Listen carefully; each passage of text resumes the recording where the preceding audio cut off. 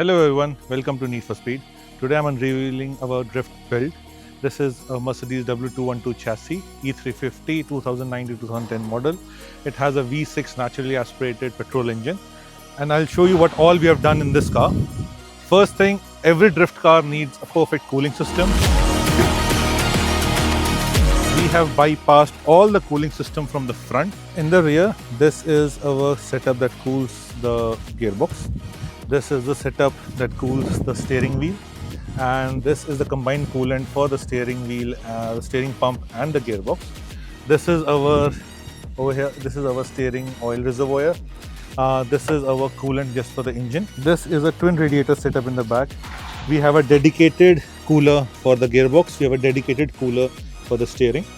And we have attached a number of motors that control the flow of the oil and the water respectively as per the requirement. All the pipes from the engine go towards the rear and the entire cooling system is based over there. Even the steering pipes have been taken in the back.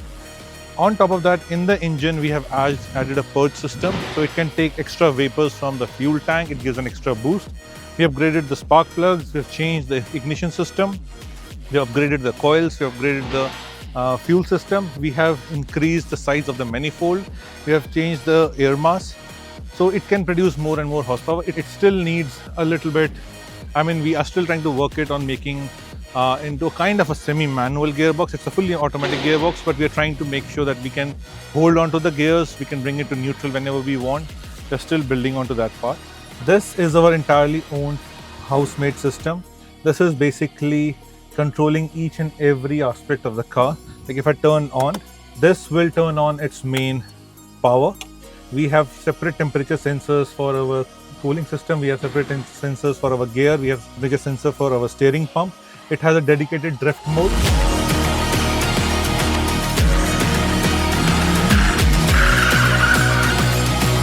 We are still making a complete in-house odometer for this car, which will show us the RPM, the engine temperature and the current speed of the car.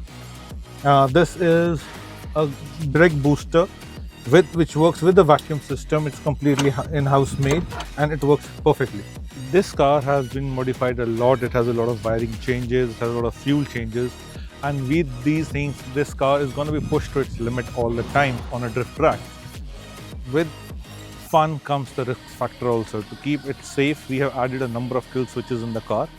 In case this car meets with an accident, the driver is stuck inside and they need to shut down the car, or they see a sort of flame or anything. If we start the car, anything, you just click it, the car will shut down. The electronic gets shut down, the fuel pump gets cut, and we have placed these on a number of places, even for the driver. If he feels that he's in some sort of danger, he needs to shut down the car immediately. If the key fob stops working, some electronic stops working, this car goes haywire, he still has the option by sitting in his driver's seat and just killing the whole car. Entire engine, entire fueling system, entire electrical just goes dead suddenly, immediately. This car is still under construction. This is the phase 1 we have done so far. In the phase 2, we are going to install the roll cages in this. We are going to make it into a manual gearbox. We've already actually managed to put the file in the car. We have a dedicated TCU switch inside the car. If we ever make it into a manual, we just have to flip the switch and the car will understand this car is in with a manual gearbox, and we flip the switch again, it understands it's an automatic gearbox.